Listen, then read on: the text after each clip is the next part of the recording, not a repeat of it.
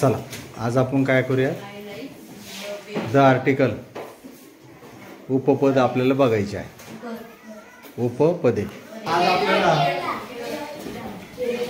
मग आता आपण काय बघूया, आर्टिकल काय बघायचं आपल्याला, म्हणजेच उपपदे. ठीक आहे, एकूण उपपदे या ठिकाणी ए अँड आणि दी म्हणजेच द हे 3 आर्टिकल आहे. ठीक आहे, मग हे आर्टिकल समजून घेण्याच्या अगोदर तुम्हाला मी एक तुम्हाला माहिती आहे किंवा स्वर जे आहेत, स्वर किती आहे, व्हावेल जे आहे स्वर 5 आहे. ए ई आय ओ यू हे 5 स्वर आहेत. बाकीचे सर्व जे काय आहे इंग्रजीमध्ये बाकीचे ओके हे सगळ्यांना माहिती आहे ना. ए ई आय ओ यू हे 5 काय आहे, स्वर. ठीक आहे, हे स्वर आहे, व्हावेल्स आहे. ठीक आहे, मग आता आपल्याला हे जर स्वर कळाले ए ई आय ओ यू यावरून आपल्याला इकडे कळून जाते की नेमकं काय आहे. हे स्वर्स आहे, ए ई आय ओ यू स्वर व्हावेल्स.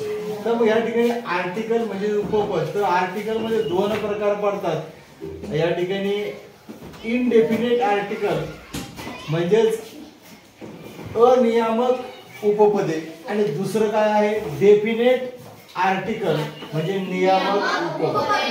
तर ह्या इनडेफिनेट आर्टिकल मध्ये जे काही उपपद आहे ते उपपद आहे ए आणि अँड. ए आणि अँड कशामध्ये येते, या ठिकाणी ए डिफाइन म्हणजे इनडेफिनेट आर्टिकल म्हणजे नियामक उपपदामध्ये ए आणि अँड.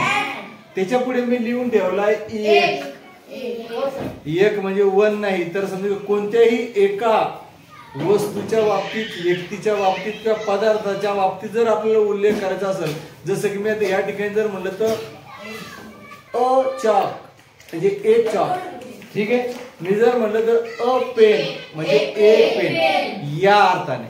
तसंच मी अँड पण म्हणू शकतो, अँड पेन. ठीक आहे, and pen and chalk. Okay, या संदर्भात एक असेल तर एकाच्या साठी आपण जे काही इनडेफिनेट आर्टिकल आहे त्यासाठी ए ही वापरू शकतो आणि अँड ही वापरू शकतो. परंतु ए आणि अँड हे कसं वापरायचंय ते आपल्याला खाली या ठिकाणी कळूनच जाईल. बघा, त्यानंतर दुसरं आहे डेफिनेट आर्टिकल. या ठिकाणी यालाच म्हणायचं आपलं नियामक उपपद.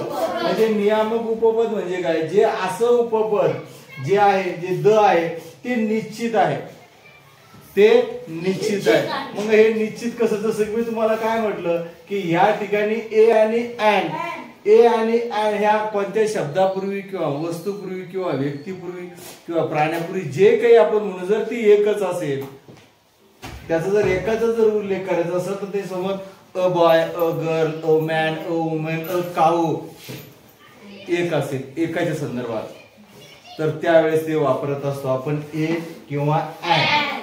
ठीक आहे, परंतु ह्या ठिकाणी जे आहे डेफिनेट आर्टिकल म्हणजे नियामक उपपदामध्ये द हे निश्चित. आता अ मॅन, आता एकच माणूस आहे अ मॅन. ठीक आहे, समजू घ्या मी सुरडकर सर. ठीक आहे, अ सुरडकर सर. परंतु ह्या ठिकाणी माझ्यासारखा मीच दुसरं कोणी असेल का, नाही. तसंच आपण समजून घेतला लता मंगेशकर दिदी घेतल्या.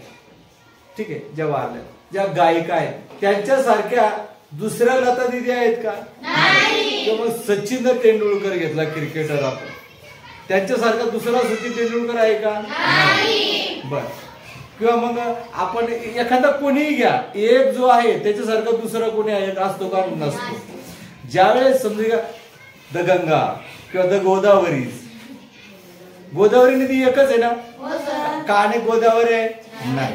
मग जर एखादी व्यक्ती, एखादी वस्तू, एखादं ठिकाण जर निश्चित एक खास तेच आहे, दुसरं कोणतंच नाहीये, द इंडिया, भारत एकच आहे. म्हणजे ज्यावेळेस एकच आहे दुसरं कोणतंच नसेल त्यावेळेस त्याच्या समोर लावायचंय द. त्यासमोर काय लावायचं, डेफिनेट आर्टिकल लावायचं, आपल्याला द लावायचंय. त्याची उदाहरण आपल्या या ठिकाणी आपण बघूया. या ठिकाणी द च्या संदर्भात काय सांगितलंय, एकचा उल्लेख एखाद्या वस्तूचा समजा, एखाद्या वस्तूचा उल्लेख केलेल्या नामाचा जेव्हा त्यानंतर पुन्हा पुन्हा उल्लेख केला जातो तेव्हा त्या नामापूर्वी द वापरतात. समजा एखादी व्यक्ती घेतली, त्याचं उदाहरण आपण या ठिकाणी घेतलंय. समजा काय घेतलंय, आय सॉ अ गर्ल, मी एक मुलगी पाहिली. ठीक आहे, मी पाहिली. आता त्या मुलीसाठी काय केलंय, द गर्ल म्हणजे काय, ही जी गर्ल आहे द गर्ल, म्हणजे ह्या मुलीसाठी काय वापरले गेले, द वापरले. The girl was a crime, ती रडत होती.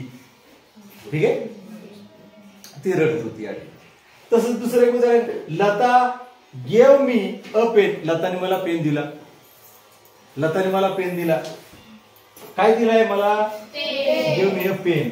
I like the pen. Pen मग तुझ्यातली क्रिया जी होती ती पेनची होती. मग मला काय, आय लाईक द पेन, मला पेन आवडतो. I like a pen, I like the pen, the वापरलं या ठिकाणी. म्हणजे तोच मला पेन काय, खास करून पेन मला आवडतो. एकच तो मला आवडतो. ओके, या संदर्भामध्ये असं दचा वापर असाही या आर्टिकलचा होतो. तर या ठिकाणी मी आता समजा ए जो आहे, हे जे ए अँड दी हे जे काही आर्टिकल आहे कशी कशी वापरले जातात. जसं मी घेतलं अ कॅट, अ मांजर, एक मांजर. ठीक आहे, काय घेतलंय, अ कॅट, एक मांजर. ठीक आहे, काय घेतली रे, एक मांजर. ठीक आहे, अ कॅट एकच मांजर. अ डॉग एकच कुत्रा. बरोबर आहे. अ फॅन, ठीक आहे, एकच फॅन. जेव्हा जेव्हा a fan, a house, a girl, a boy, म्हणजे ज्यावेळेस एक एकच सांगायचंय, एक एकच दाखवायचं असेल तर त्याच्या समोर वापरायचंय ये नावाचं जे काही आर्टिकल आहे, इनडेफिनेट आर्टिकल जे आहे ते आपल्याला वापरायचं आहे. आता अँड कसं वापरायचं, जसं की मी तुम्हाला थोड्या वेळापूर्वी काय सांगितलं, AEIOU हे जे काही व्हॉवेल्स, हे जे स्वर आहे, हे स्वर ज्या वेळेला ज्या शब्दाच्या समोर येत असतील, सुरुवातीलाच येत असतील, त्या वेळेला जे आहे त्याच्या समोर जे आहे तर अँड वापरायचं आहे. त्याच्या समोर जे आहे अँड वापरायचं. जसं की या ठिकाणी बघा, म्हणजे ज्या शब्दाची सुरुवात कशाने होत असेल, स्वराने होत असेल, AEIOU सुरुवात होत असेल, ज्या शब्दाची सुरुवात, ज्या व्यक्तीची सुरुवात, ज्या नामाची सुरुवात, ज्या ठिकाणाची सुरुवात स्वराने होत असेल, AEIOU पैकी एका शब्दाने होत असेल तर त्याच्या नावासमोर काय वापरलं गेलं पाहिजे, अँड वापरलं गेलं पाहिजे. जसं बघा, अँड ये जे आहे सुरुवातीचा जो ये आहे हा स्वर आहे. बघा, अँड ॲनिमल, ये पासून सुरुवात झाली, हा ए जो आहे हा सुद्धा काय इथं स्वर आहे. बघा, and eggs, EIU per E आहे, बरोबर आहे का, म्हणजे एग म्हणजे अंडे. आता अँड एग स्वराने सुरुवात झाली इथं पण. And ink pot, ink pot म्हणजे शाई. ठीक आहे, इंक पॉट शाईचं भांड. अँड इंक पॉट, इंक म्हणजे शाईचं भांड. आयने सुरुवात झाली इथं पण. अँड ऑरेंज, ओ ऑरेंज सफरचंद जे काही आहे, संत्रा जे काय आहे, तर या ठिकाणी जे आहे ते ओ ने सुरुवात झालेली इथे, बरोबर आहे. म्हणून घेतलं अँड ऑरेंज. त्यानंतर अँड अम्ब्रेला. ठीक आहे, and umbrella.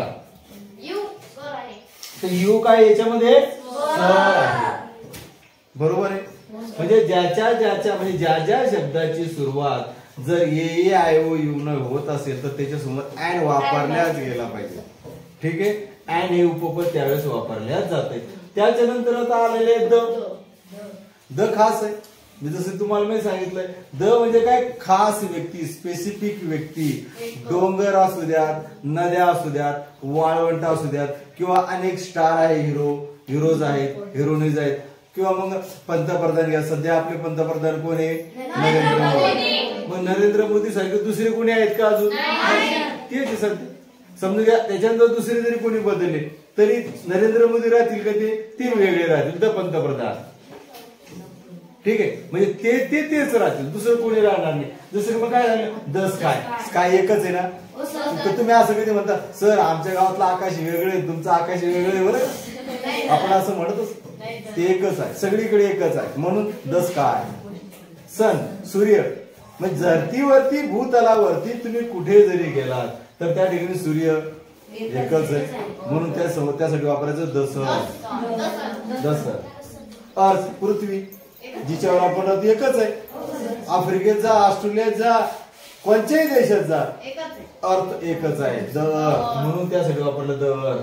The Taj Mahal, Taj Mahal बांधलेला आहे आग्र्याला. ताजमहल शहाजहानने त्याची जी पत्नी मुमताज यांच्या आठवणीमध्ये बांधलेला जो ताजमहल आहे तो एकच आहे.